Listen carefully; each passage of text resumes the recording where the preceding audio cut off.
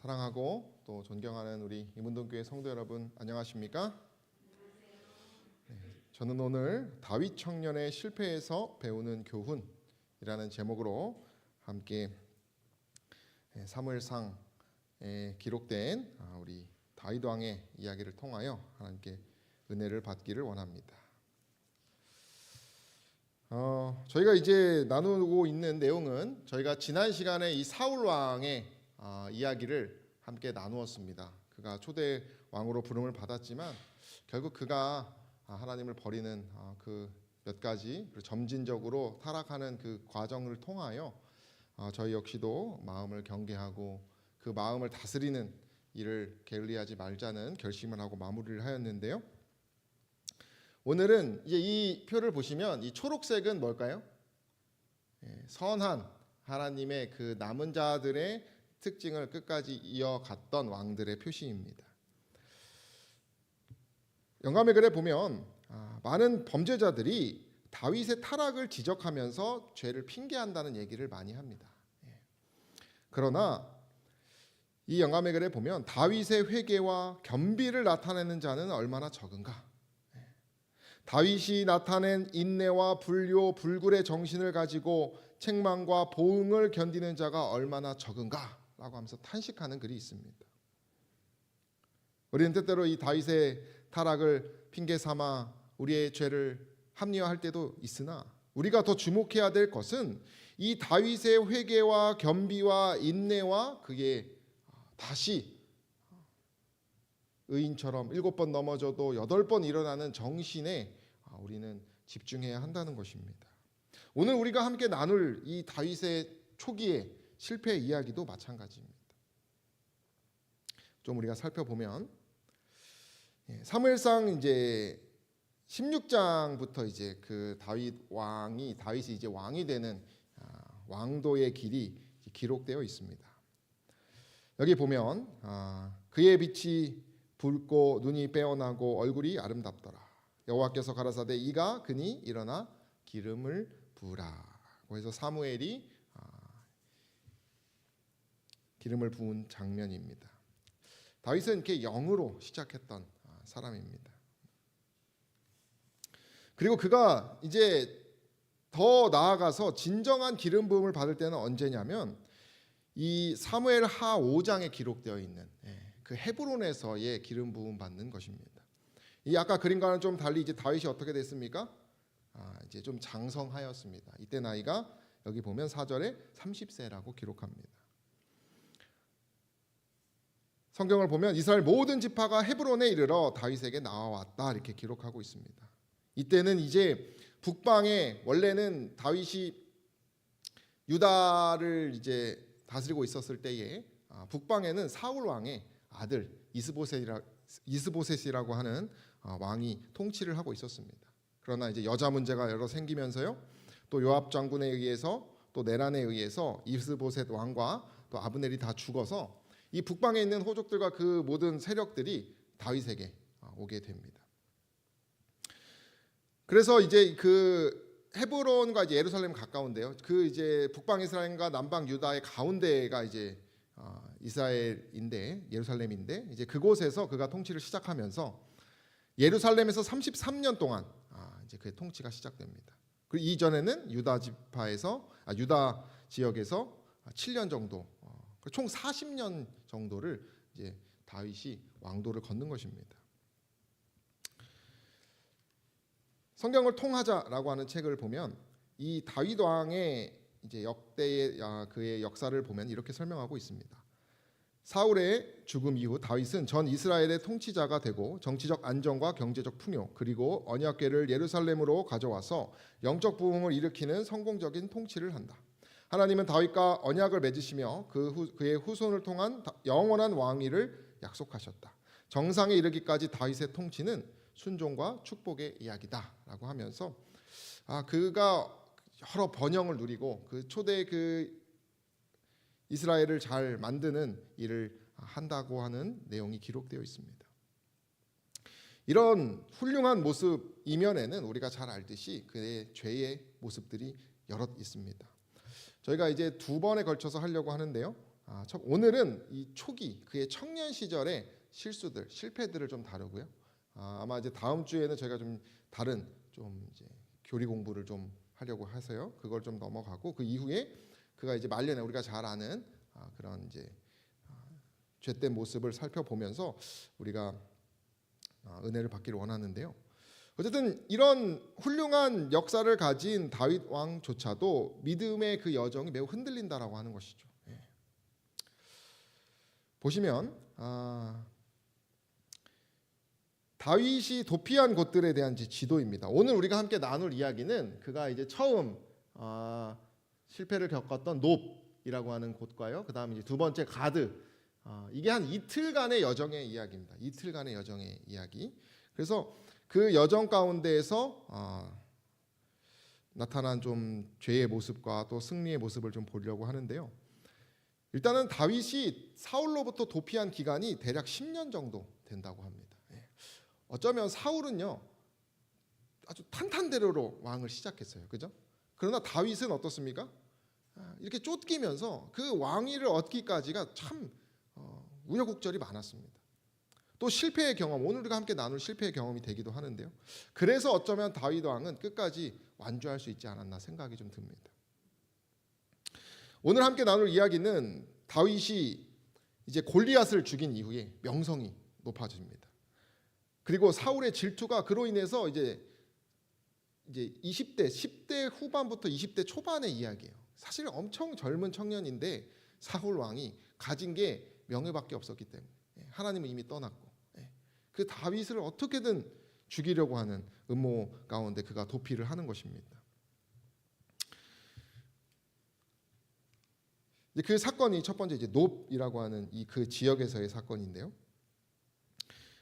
사무엘상 21장에 그 기록이 되어 있습니다. 여기 보면 다윗이 놉에 가서 제사장 아히멜렉, 이 제사장은 대제사장입니다. 아히멜렉에게 이르니 아히멜렉이 떨며 다윗을 영접하며 그에게 이르되 어찌하여 내가 홀로 있고 함께하는 자가 아무도 없느냐. 2절에 보시면 다윗이 제사장 아히멜렉에게 이르되 왕이 내게 이를 명하고 이르시기를 내가 너를 보내는 바와 내게 명한 바 이래 아무것도 사람에게 알게 하지 말라 하시기로 하면서 대제사장이 보통은 이제 서신이 와서 이제 맞을 준비를 하고 보통 그것이 이제 전례인데 갑자기 다윗이 오게 되는 것입니다. 그래서 이제 무슨 일이 좀 급박한 일이 있겠구나라고 하니까 아니나 다를까 왕이 아무에게도 말하지 말라고 하는 일을 저에게 맡겨서 제가 이곳에 왔습니다. 실은 뭔데요? 도망치고 있었던 것이에요. 요나단이 살려줬어요. 아버지가 너를 살해를 하려고 하니까 도망가라 그래가지고 급하게 도망가던 신분입니다. 지원군도 없이 홀로 도망치던 가운데 그가 이런 거짓말을 하면서 이 대제사장을 속이게 됩니다. 그래서 이제 다윗이 배가 고팠기 때문에 빵을 좀 달라고 하고 또 무기가 없었기 때문에 무기를 좀 달라고 하는 기록이 나와 있습니다. 이 사건은 우리가 잘 알듯이 예수님께서 다윗이 그 제자들 앞에서 다윗이 자기와 함께한 자들이 시장할 때에 그 하나님의 떡을 먹은 일에 대해서 말을 하시거든요. 그 사건이 요 사건입니다. 그러니까 예수님께서는 그 사건을 기억하고 계셨습니다. 중요한 사건이라고 하는 것이죠.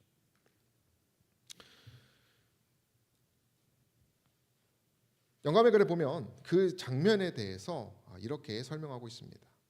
제사장은 다윗이 걱정과 슬픔을 띤 얼굴로 혼자 급히 온 것을 보고 몹시 놀라 그를 바라보았다. 제사장은 그에게 어떻게 여기에 왔느냐고 물었다. 젊은이는 발견되지 않을까 하는 끊임없는 두려움에 쌓여 극도의 궁지에 몰려 뭘 합니까?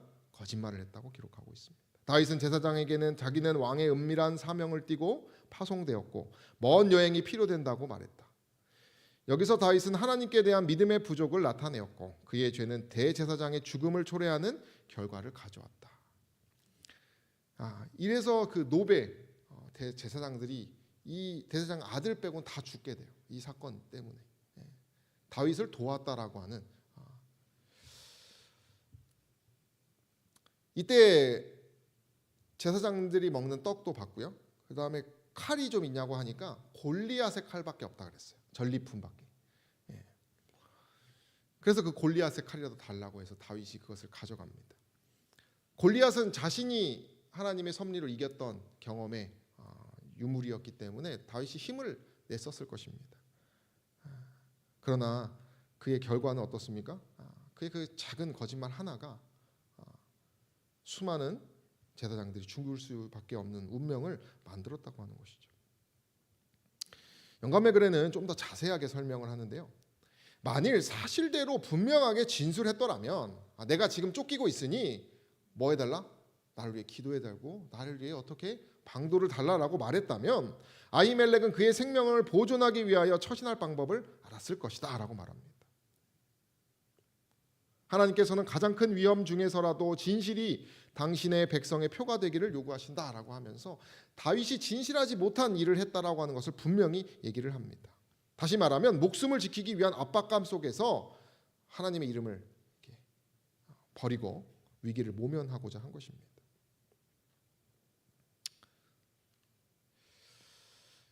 그리고 나서 이제 그 칼을 들고 이제 허기를 좀 채우고 바로 이제 가드라고 하는 땅에 내려갑니다. 이게 예루살렘과 그 노브의 위치는 약간 산 꼭대기에 있어요. 그러니까 산에 있습니다. 예루살렘이 이제 산 쪽에 있거든요. 이제 쭉 산등성이를 내려가서 이제 아마 블레셋 땅 중에 하나인 이 가드라고 하는 땅에 그가 가게 됩니다. 왜냐하면 그 사울의 추격이 멈추지 않았기 때문에 그 한 주석에 보면 하나님의 박해받는 백성들이요 때때로 이스라엘보다 다른 이방에서 숨을 때가 있었대요. 오히려 이방이 이렇게 지켜주는 경우가 있었다라고 합니다. 다윗이 그러한 마음으로 블레셋 이방 지역으로 도망가게 됩니다. 사울의 영향력이 미치지 않은 곳이라고 판단을 했기 때문에 거기 가면 뭐 할 수 있어요? 내 목숨은 부지할 수 있겠구나라고 해서 가게 되었어요. 근데 문제는 이 가드는 어디냐면 그 골리앗의 고향입니다. 그러니까 지금 다윗이 그 의리웠던 골리앗을 잡았던 다윗이 골리앗의 칼을 들고 어디로 가고 있어요? 골리앗의 땅으로 가고 피하고 있는 모습이라는 것입니다. 아이러니하고 너무나 딜레마적인 모습이에요. 생명 구걸을 하고 있는 믿음의 사람의 모습이라는 것입니다. 그 기록에 대해서 이렇게 설명하는데요. 이제 21절부터 쭉 10절부터 나오는데 아기스의 신하들이 아기스에게 고하되 이는 그의 땅 왕 다윗이 아니니이까. 다윗이 이 말을 그 마음에 두고 가드 왕 아기스를 심히 두려워하여 그들의 앞에서 그 행동을 변하여 미친 채 하고 대문짝에 그적거리며 침을 수염에 흘리매 아기스가 그 신하에게 이르되 너희도 보거니와 이 사람이 미치광이로다. 어찌하여 그를 내게로 데려왔느냐. 어떤 상황입니까?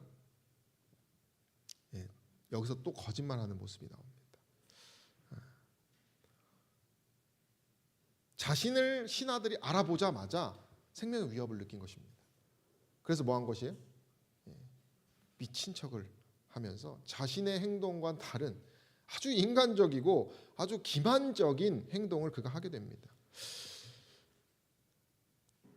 제가 이제 화인 여사의 글은 이 부분에 대해서는 내용이 많이 없어서 좀 주석을 몇 개 찾아보니까 그가 왜 그랬는지에 대해서 이렇게 설명합니다. 상황이 극도로 절박하여 알아보지 못하고 아기스 왕의 신하 중 한 사람으로 받아들여지기를 희망했다.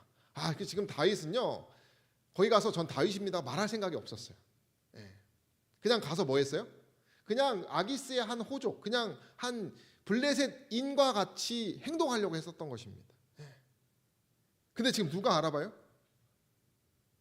신하가 왕 아니냐, 다윗 왕 아니냐, 사울은 천천히요 다윗은 만만이라고 불리우던 그 주인공 아닙니까? 라고 해버린 거예요. 궁중에서 너무나 잘 알려져 있어서 변장을 하고 돌아가도 통하지 않았다는 것이죠.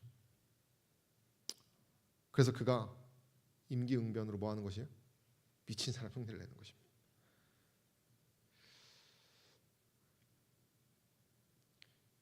골리앗의 땅에서 골리앗의 칼을 들고 하나님의 기름 부음 받은 이스라엘의 정말 훌륭한 왕의 참으로 불쌍하고 슬픈 모습입니다.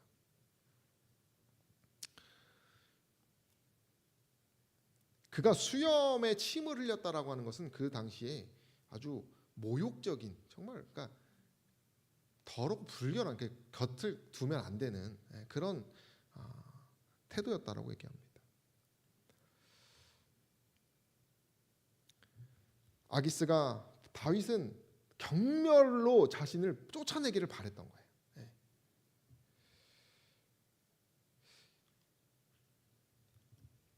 영감의 글에는 그래서 이렇게 설명합니다. 다윗의 최초의 과오는 노베서 하나님을 불신한 것이었고 두 번째 잘못은 아기스 앞에서 행한 기만이었다. 이렇게 설명합니다. 이 가드에서의 이 미치광이에 변장했던 이 사건은 이 놉 사건하고 반드시 연장되는 사건입니다. 이게 보니까 거짓말은요, 일시적인 해결은 돼도 뭐가 안 돼요? 근본적인 해결이 안 된다는 것입니다. 우리도 10대 때, 다윗 때가 10대 후반 때라고 얘기를 합니다. 거짓말들 다 해보셨습니까? 거짓말 한번 하면은 그때는 깔끔하게 넘어가지만 그 다음 어떻게 됩니까? 또 거짓말을 하게 된다라고 하는 것이죠. 이 거짓이라고 하는 것은 거짓의 아비가 사단이기 때문에 그거 한 번 해서 끝내서 그 다음 순수하게 돌아오는 것이 아니라는 것이죠. 어떤 신학가는 다윗이 하나님보다 거짓된 피난처를 찾으려고 한 자체가 미치광이와 같은 짓이었다, 이렇게 설명할 정도의 신앙적 실패와 하나님께 대한 모욕을 드리는 다윗의 모습입니다.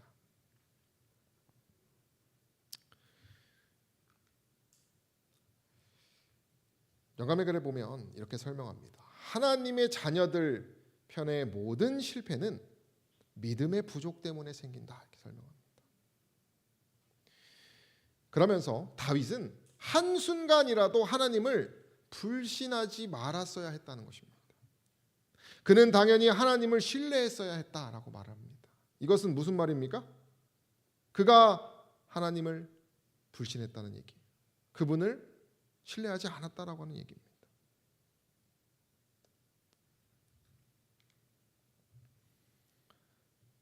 우리 SD 주석에서는 극심한 개인적인 유혹과 시련의 때, 곧 적들은 의기양양하고 친구들은 변절해 버린 때, 어디를 가더라도 필요한 조언과 도움을 얻지 못하는 때에 다윗이 사울에게서 도망쳐 노베서 아히멜렉과 도액을 만나고 가드에 있는 이스라엘의 적들에게 도망을 가는 이 이야기라고 하면서 그 다윗의 이야기들을 쭉 설명합니다. 어떻게 보면 이 글만 봤을 때는 인간적인 너무나 자연스러운 심사 같기도 합니다. 오죽하면 그럴까, 그 10대 때의 젊은 다윗이. 그러나 우리가 잘 알듯이 하나님 앞에서는 이러한 아무리 인간적인 모습도 뭐 할 수 없습니까? 받아들여지지 않는다는 것입니다. 다윗은 이곳에서 제가 볼 땐 세 가지 정도의 죄를 지어서, 첫 번째는 믿음을 잃은 두려움을 그는 가졌습니다. 순간적인 두려움으로 인해서 믿음을, 진실을 버렸습니다. 우리가 창세기에도 아브라함이 아내 사라를 누이라고 갑작스럽게 그 위협을 느끼자 속이게 됩니다. 베드로가 생명의 위협을 느끼자 예수님을 부인하는 신약의 사건도 우리가 기록합니다. 다윗 역시도 그가 자신의 생명이라고 하는 가치 앞에 믿음을 버렸다라고 하는 것이죠. 그러나 그것은 죄라고 하는, 실패라고 하는 사실을 우린 기억해야 합니다. 두 번째는 거짓말을 그가 했다는 것입니다. 다윗이 취한 즉각적인 행동은 거짓을, 하나님보다는 꾀를 의존하는 것이었습니다. 노골적으로 사실을 조작하고 자신의 정체와 정신 상태를 속이는 기만을 행했습니다. 하나님의 전인, 생명의 전인, 우리의 그 몸을, 자신의 존재를 그가 팔았던 것이. 그의 그 거짓말이 어쩔 수 없는 상황에 있다 할지라도 거짓말은, 죄된 것은 어떤 이 상황이나 조건에 따라서 그 가치가 달라지는 것이 아닙니다. 그는 분명히 진리를 저버리는 것을 했다는 것이죠. 세 번째는 인간적인 방법을 의존했다는 것입니다. 자신의 명철, 자신의 철학, 자신의 잔꾀를 의존하여서 그는 생명을 연장한 그런 죄를 졌다라고 하는 것이죠. 이러한 이 다윗의 실패 앞에 우리가 배울 수 있는 교훈들이 세 가지가 있어서 제가 좀 가지고 왔는데요. 우리가 함께 우리의 좀 신앙을 다시 돌아보면서 이 방법을 생각하시게 되기를 소망합니다. 첫 번째는 제가 이 다윗의 이 20대 초반 혹은 10대 후반의 이야기를 보면서 느낀 하나의 교훈은 믿음의 여정이라고 하는 것이 하나의 특징을 가지고 있습니다. 그것은 무엇이냐면 불완전하다라고 하는 것입니다. 여러분들은 믿음의 여정이 완벽하십니까? 때때로 우리는 어떻게 완벽하지 않으면 아예 시작도 안 하려고 할 때가 있어요. 인간은. 특히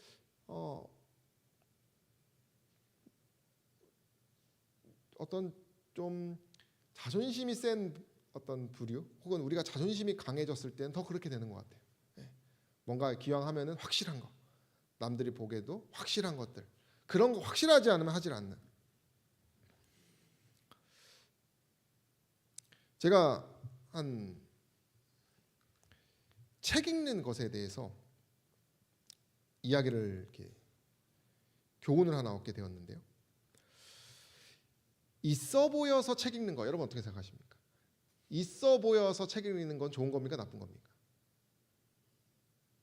책 읽는 것이 어떤 있어 보이는 것입니다. 예를 들면 고전을 읽는 것이, 다른 책도 아니고 좀 옛날 고전을 읽는 것, 그리고 어떤 연예인이 읽었다고 하는 책을 나도 따라 읽는 것입니다. 왜요? 있어 보여서. 여러분, 이게 있어 보여서 책 읽으면 됩니까, 안 됩니까? 그런 이야기를 하는 것이에요. 그런 식으로 고전을 소비해도 되느냐라고 하는데, 한 작가가 그런 말합니다. 그렇게 시작하는 거라는 것이에요. 책 읽는 것은.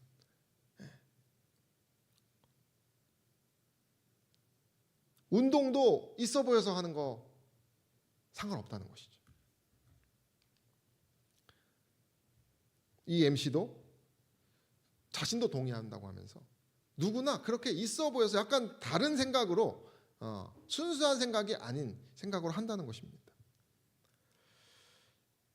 요즘은 있어빌리티라고 하는 표현이 있다고 합니다. 꾸며진 어떤 사진으로 과시하려고 책 읽는 모습으로 사진을 띄워 올리는 것입니다.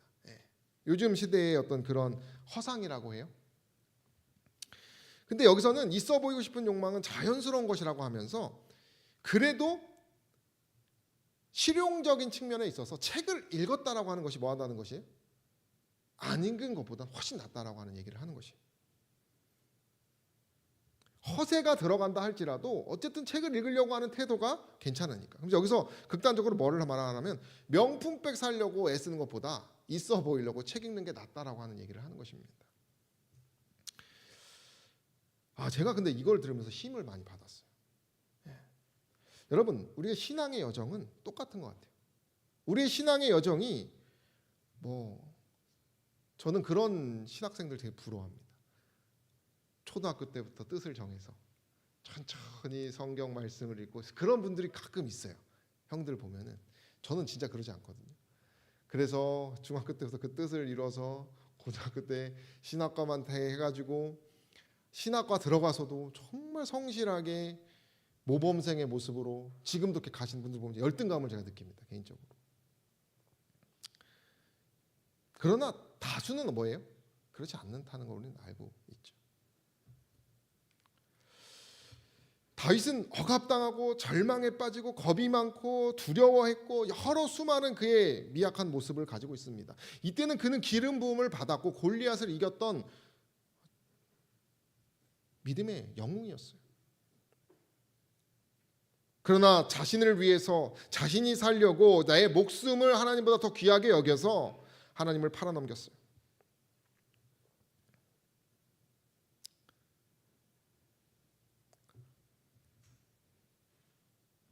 그러나 여러분 중요한 것이 무엇입니까? 끝이 중요한 것이 끝이. 그가 이렇게 부족한 모습이 있었으나 결국 하나님께 나아갔다는 것이 중요한 얘기죠. 여기 보면 한 주석에 보면 한 신학자가 그 가드에서 미치광이처럼 보였던 그 모습을 어떻게 좀 해석하냐면 하나님께 미친 사람처럼 이렇게 보였다라고 이렇게 말을 해요. 기왕이면 아까 말한 것처럼 그런 것입니다. 기왕이면 미쳐도 누구를 위해 미쳐야 돼요? 하나님을 위해. 어떤 극단적인 신앙일 수도 있습니다만은 우리의 신앙도 때때로 뭐합니까? 엄청나게 율법주의를 때가 있어요. 그죠? 저 역시도 정말 고고한 한 마리 학이 되려고 한 적이 있었습니다. 정말 엘리트 중에 엘리트가 되고 싶었고 뭔가 그런 철저하게 율법을 지키고 고기도 먹지 않고 옛날에 우리 화인여사 글을 보면 고춧가루도 먹지 말라고 하고 저희 누나도 막 고춧가루 안 먹었던 시절이 생각이 나요. 제가. 그렇게 어떤 완전주의에 우리가 때때로 빠질 때도 있어요. 또 반대로 우리가 완전히 하나님을 버리고 세속주의로 완전히 뭐예요? 돌아선 때도 있습니다. 그래서 성경은 우리가 뜨겁거나 차갑거나 하라 그랬어요. 그죠? 그러니까 우리가 때때로 너무 뜨거워서 남을 대하게 할 수도 있을 것이고 너무 차가워서 너무 냉랭한 가운데 실망을 줄 수도 있지만 신앙의 여정이라고 하는 것이 그렇다는 것이죠. 왜냐하면 신앙 여정 그 순간이 보는 것이 아니라 뭐예요? 그 전체를 보기 때문에 그런 것이죠. 제가 예전에 제 구도자 친구의 집에 간 적이 있어요. 근데 그 어머니께서 아침에 제가 친구가 와서 잤다고 저를 위해서 소고기 그 무슨 요리를 좀 해주셨어요. 잡채 요리. 그게 딱 하나의 반찬이었어요. 근데 그때 제가 고기를 안 먹을 때예요. 그래서 뭐라고 했을까요? 그 아침에 저는 고기를 먹지 않습니다. 그 뒤로 제가 그 친구 집을 간 적이 없어요. 지금 너무 후회가 됩니다. 그냥 먹고 그죠? 제가 평소에 안 먹으면 되는데. 그러나 그런 어떤 저의 좀 뭐 누가 보면 잘했다고 하실 수도 있지만은 저는 후회하고 있습니다. 그러나 그런 후회할 수밖에 없었던 저의 어떤 그런 부족한 경험들이 지금은 저에게 큰 지혜로 다가온다라고 하는 것이죠. 만일 그가 처한 고통스러운 환경에서도 그의 결심이 풀어지지 아니하고 하나님의 능력과 위엄을 생각하였더라면 이게 무슨 말이에요? 그가 하나님의 능력과 위엄을 생각하지 않았다라고 하는 것이에요. 그러나 죄가 많은 곳에 은혜가 있어요. 여러분 다윗은 예수 그리스도의 표상입니다. 이 인간적인 다윗의 모습이 있기 때문에 우리는 온전한 그리스도의 모습을 생각할 수밖에 없는 것이에요. 여러분 성경에는 세상의 자기계발서와는 달리 인간의 허물의 낱낱 어떤 그런 원색적인 기록들이 다 기록되어 있는 책이 바로 성경입니다. 그래서 어떤 신학자는 하나님의 영이 인간들의 어리석고 죄된 행동의 연대기 작가가 되셨다라고 설명하고 있어요. 여러분 왜 성경이 그렇게 아브라함의 거짓, 롯의 실수, 여러 베드로의 배신, 이 다윗의 이 실패들을 왜 기록했겠습니까? 우리 역시도 뭐하는 사람이라는 것이 미완성의 존재라는 것을 위로하기 위해서라고 하는 것이죠. 나약한 이 종들이 때때로 하나님을 너무나 배반하고 배신하는 경험들을 하지만 하나님께서는 그것을 다 아시고 그들을 뭐 하신다는 것을 말해주기 위함이에요. 세우시는 것을 말해주기 위함이라는 것이.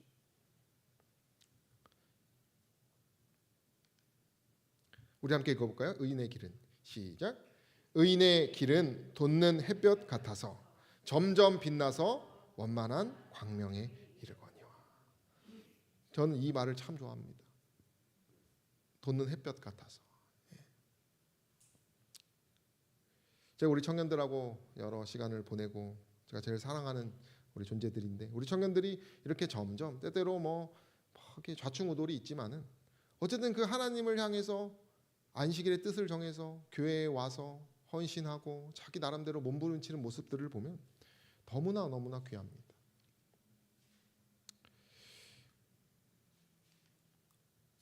제가 다이어리 쓰는 법 비결을 누가 이렇게 올린 걸 보니까 다이어리를 잘 쓰는 비결은 틀린 페이지를 찢어버리지 않는 것이 비결이라고 합니다. 우리가 보통 노트를 하면 특히 여청년들은 이제 깔끔하게 잘 써요. 그러다 보니까 깔끔하게 안 되면 어떻게 돼요? 이렇게 버리기도 합니다.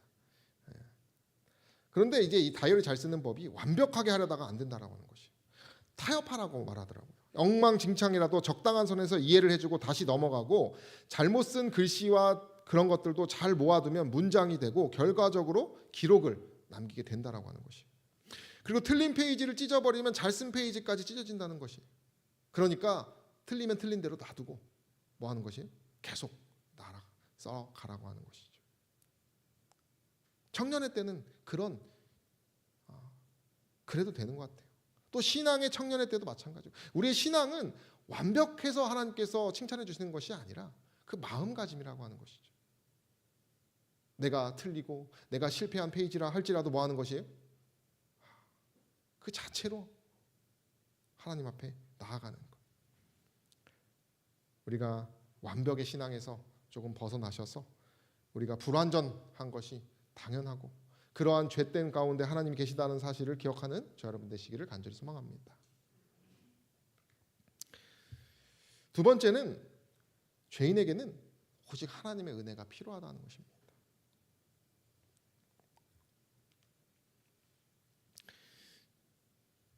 그의 최초의 과오에 대해서 기록한 이후에 영감의 글은 이렇게 설명합니다. 그러나 그에게 시련이 이를 때에 그의 믿음은 흔들리고 인간적 약점을 나타내었다. 또 보면 그러나 쫓기고 박해를 당할 때에 그는 곤란과 고통으로 인하여 하늘에 계신 아버지를 그의 안목으로 거의 볼 수 없었다라고 말합니다.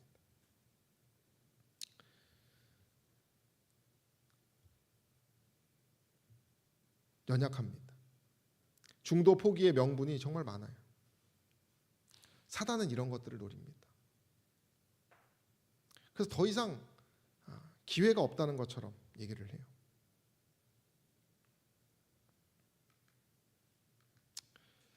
그러나 이 다윗의 경험은 하나님의 은혜를 나타내는 경험입니다.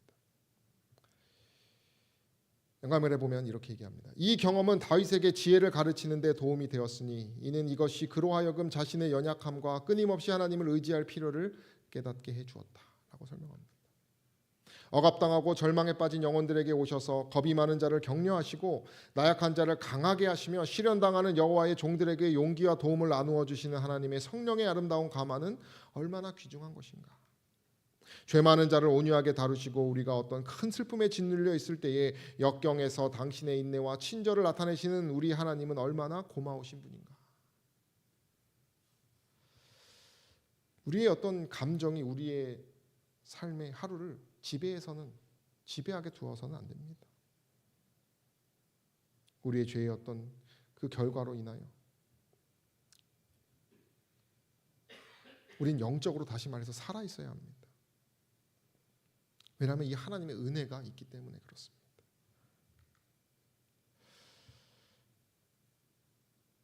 아까 말씀드린 예수님께서 그 다윗이 제사장의 떡을 먹은 이야기를 하셨다고 말씀드렸는데요.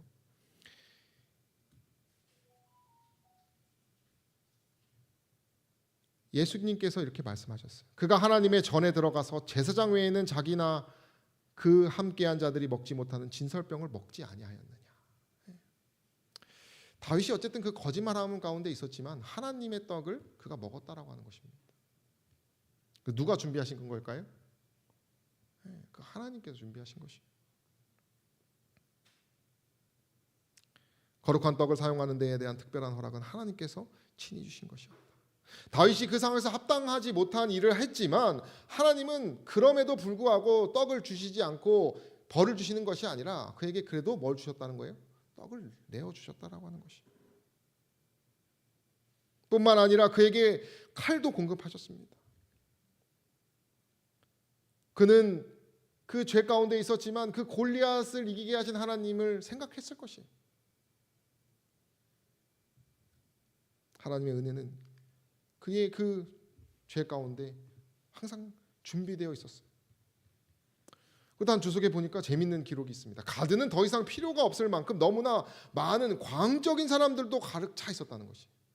왜 그 가드 블레셋 왕이 미치 광인이 내쫓아라고 했냐면 이미 이 왕이 그로 인해서 스트레스를 받고 있었다는 것입니다.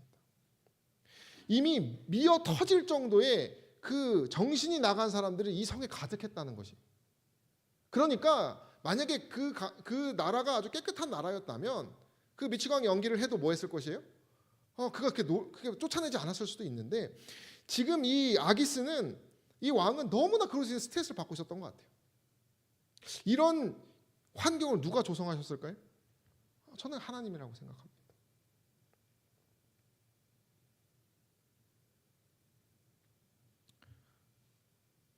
다윗의 연기가 통한 것 역시도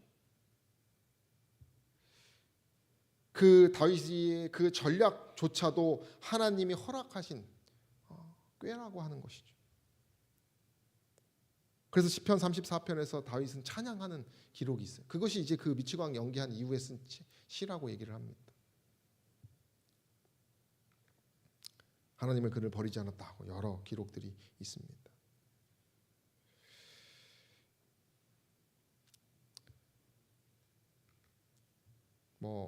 농사해 보신 분들은 아시겠지만 젖붙임의 어떤 그 원리를 잘 아시죠? 저는 이제 농사를 안 해서 그런지 이런 것이 딱 재미있는데 어떠한 채널을 보면 이제 이런 농사 얘기가 많이 나와요. 근데 이제 좋은 교훈들이 있는데 그냥 수박 씨앗을 이렇게 심으면 그냥 일반적인 토종 수박 씨앗을 씹으면 병, 해충 이런 거에 다 약해가지고 잘 안 큰다고 합니다. 근데 호박이나 박에다가 뭐 하는 것이에요? 젖붙임을 딱 한다고 합니다. 그래서 이제 딱 하나로 합쳐서 하면 이 호박이나 박은 이 병, 해충에 강해서 잘 안 죽는다는 것이. 근데 뿌리는 어쨌든 호박이지만은 결국 뭐 하는 것이에요? 그 줄기는 수박이기 때문에 잘 자라는 열매가 난다는 것이죠. 저는 똑같은 것이라고 생각을 하는 것이죠. 우리 스스로는 뭐예요? 우리의 인생, 우리의 뜻 줄기로는 병해충을 이길 수가 없다는 것이죠. 그러나 그리스도께 접붙임이 되면 뭐 하는 것이에요? 우리는 이겨낼 수 있다라고 하는 것이죠. 우리가 그리스도의 그 영으로, 말씀으로, 기도로, 그분의 뜻으로 우리의 방법은 정말 다 쓸모없다라는 것을 어제 우리의 어떤 꾀가 나를 한 번은 일으켜 세웠을지 모르지만 오늘 그것을 의지하는 것이 아니라 빨리 회개해서 하나님께 돌아가는 그 겸손한 마음으로 하나님께 접붙임 받는 사람만이 우리가 인생을 이 다윗과 같이 승리할 수 있다라고 하는 것입니다. 다윗의 이야기는 오늘 이 실패로 끝나는 것이 아니에요. 이 표는 제가 지난번에 보여드렸지만 이 아벨의 정신이 계속 그 시대를 따라 그리스도의 그리고 마지막 종국의 재림의 직전까지 이어지는 그 표를 요약한 것들이에요. 그 중에 한 명이 누구예요? 다윗입니다. 이 다니엘 왕국 시대의 다윗이에요. 이 왕국 시대도 쭉 보면은 이 초록색 부분은 하나님의 뜻을 지키고 아벨의 정신을 지킨 사람들이요. 이 분홍색 부분은 뭐예요? 그렇지 못한 사람들이에요. 수많은 왕들이 있었지만은 정말 그 하나님의 은혜가 오직 나에게 필요하여 그분의 뜻대로 접붙임 되려고 했던 사람들은 많지 않았다는 것을 우리는 기억해야 합니다.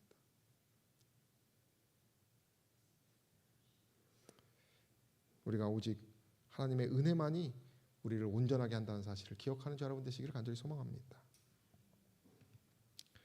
끝으로 우리가 은혜 앞에 순종하는 용기가 필요합니다. 놉 사건 이후에 대제사장 아히멜렉 이하 많은 제사장들이 다 죽었어요. 사울로 인해서.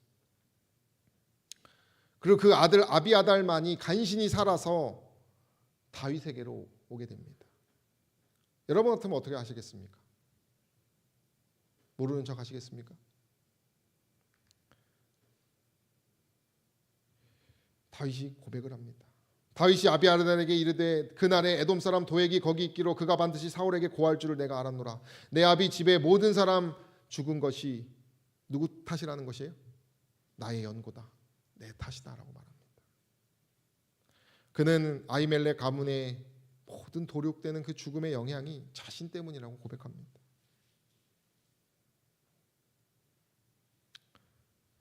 그래서 그가 그의 그 시편을 보면 거짓 행위를 내게서 떠나게 하시고 주의 법을 내게 은혜로이 베푸소서 하면서 그 자신의 거짓된 그 마음을 탄식하는 기도들이 있어요. 우리가 만약에 내가 하나님의 은혜를 저버리고 있었고 내가 하나님의 그 뜻을 부인하고 있었다라고 마음에 울림이 있으면 우리 뭐 해야 됩니까?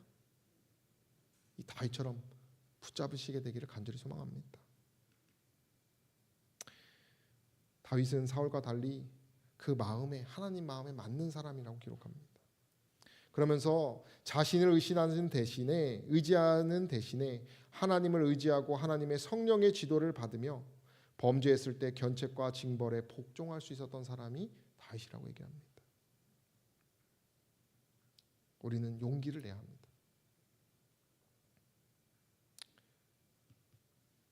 제가 참 좋아하는 말이 이것인데 우리 함께 읽을까요? 우리가 알거니와 시작.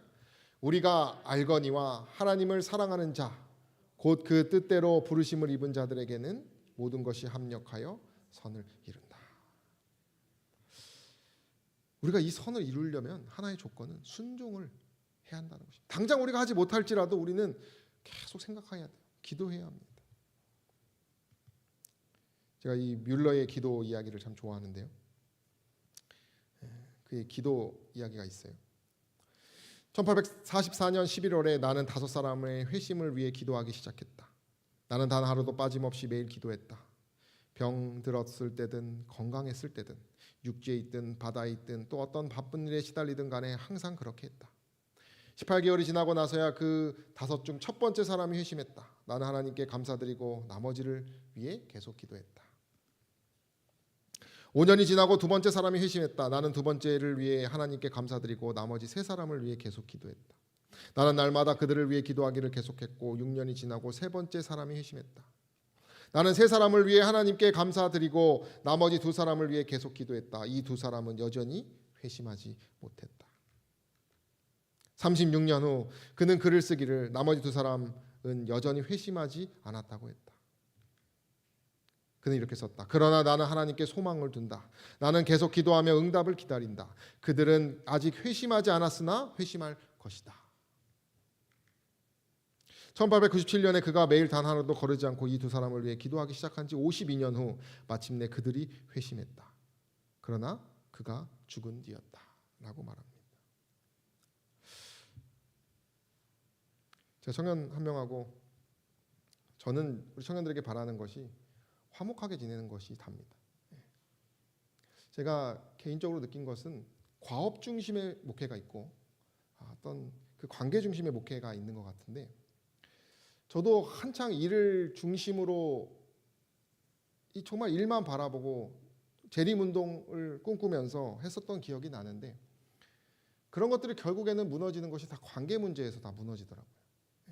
그래서 제가 결심한 것이 무엇이냐면 아무리 옳은 삶도 아무리 신실한 법칙도 사랑 안에서 해야 되는구나를 제가 깨달게 됐습니다. 그래서 저는 그 사랑 안에서 그 일을 하고 싶은 좀 사람이 있어요. 사람이에요. 그래서 한 청년한테 나는 청년 너희들이 정말 하나 돼서 일하는 그때를 기다린다. 내 생각에는 10년 걸릴지도 몰라. 그 일은. 왜냐하면 그 일은 오래 걸리는 일입니다. 그죠? 어떤 일은 우리가 순간순간 해낼 수 있지만 우리의 감정과 상관없이 정말 내가 상대의 교우를 존중하고 존경하면서 하나된 마음으로 하기까지는 정말 오래 걸리는 일이라고 생각이 듭니다. 그러나 우리가 하늘 가는 일이기 때문에 전 그것이 아깝지 않다고 생각하는 사람이에요. 그래서 제가 한 10년 정도 걸릴 수도 있어 하나 되려면. 그랬더니 더 걸릴걸요? 그러더라고요. 그러나 저는 이 뮬러의 기도처럼 포기하지 않을 것입니다. 우리의 순종의 그 상황이 당장이 아닐 수도 있어요. 그죠? 사람의 마음은 다 다르기 때문에. 그래서 정말로 죽기까지 어쩌면 우리가 순종의 모습의 열매를 어렵게 느낄 수도 있지만 이 뮬러의 고백처럼 분명히 용기 낼 수 있는 인생의 시기는 있다라고 하는 것입니다. 저 여러분들이 오늘 회심하시면 제일 좋고, 오늘 회심하지 못한다면 하나님께 통회하는 저 여러분 되시기를 간절히 소망합니다. 우리는 하나님의 은혜에 응답해야 합니다. 이것은 오늘 우리가 함께 나눴던 이야기들은 다윗의 청년기의 이야기. 아마 우리 여기 계신 우리 모든 신앙의 선배님들께서는 정말 뜨거운 그 신앙의 정말 어려운 지금 이 재림 농원을 토대를 만드신 분들이십니다. 그래서 아마 그때 더 뜨겁게, 지금보다 더 뜨겁게 하시지 않았을까 생각이 듭니다. 그러나 우리는 계속 뭐 해야 돼요? 더 하나님께 나아가야 합니다. 우리에게는 어렵고 여러 문제가 계속 등장할 것이에요. 그러나 우리는 끝까지 포기하지 않고 그 성령의 음성에 용기 내어서 순종하는 그런 매일매일의 경험이 필요합니다. 주석에 보면 다윗이요, 그러한 과정 속에서 시편 34편도 쓰고 누군가는 56편도 썼다라고 얘기합니다. 저는 다윗이 그래도 완주할 수 있었던 것은 그분과 그래도 나름 동행하고 있었다라고 하는 것이죠. 설 익었을 수도 있고 너무 지나칠 수도 있지만 그가 끝까지 하나님을 붙들고 있었다라고 하는 사실이 결국 그가 모든 것이 합력하여 선을 이루어 우리에게 훌륭한 왕으로서 남겨지지 않았나 생각이 됩니다. 사랑하는 성도 여러분, 우리가 함께 이것을 읽고 마칠 텐데요. 우리가 정말 이러한 마음으로 우리가 초심을 더 다지고 계속 이 다윗의 정신을 가져서 승리하게 되기를 간절히 소망합니다. 우리 함께 읽고 마치도록 하겠습니다. 형제들아, 시작. 형제들아, 나는 아직 내가 잡은 줄로 여기지 아니하고 오직 한 일, 즉 뒤에 있는 것은 잊어버리고 앞에 있는 것을 잡으려고 표대를 향하여 그리스도 예수 안에서 하나님이 위에서 부르신 부름의 상을 위하여 쫓아가노라. 그런 날마다 하나님께 나아가시고 그 승리의 표대를 향하여 걸어가시는 저 여러분 되시기를 간절히 바라며 말씀을 마치겠습니다.